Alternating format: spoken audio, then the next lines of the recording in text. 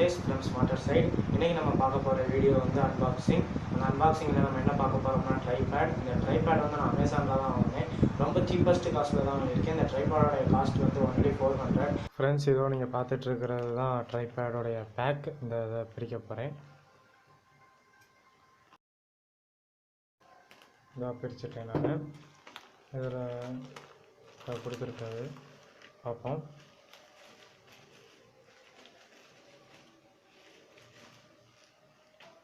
இதோ நீங்கள் பார்த்துட்ருக்க இந்த தான் ட்ரைபேடுன்னு சொல்லுவாங்க.